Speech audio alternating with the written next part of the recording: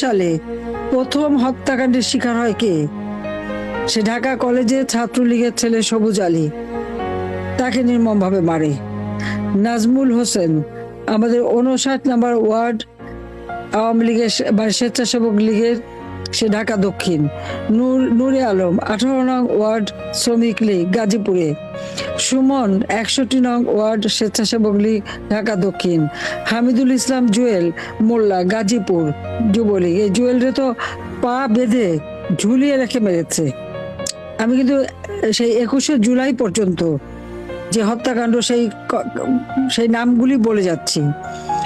Mohammad Roman Awami League Dhaka, বাকের মিয়া তার পিতার নাম ইউনুস মোল্লা 18 নম্বর ওয়ার্ড স্বেচ্ছাসেবক লীগ।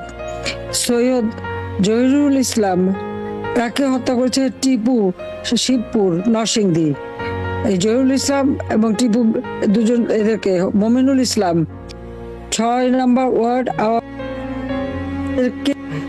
মানে সেই জুলাই 15 থেকে এই 21-এর মধ্যে এদেরকে হত্যা করা হয়েছে। সে ব্যাপারে তো কোনো কথা আমরা শুনি না।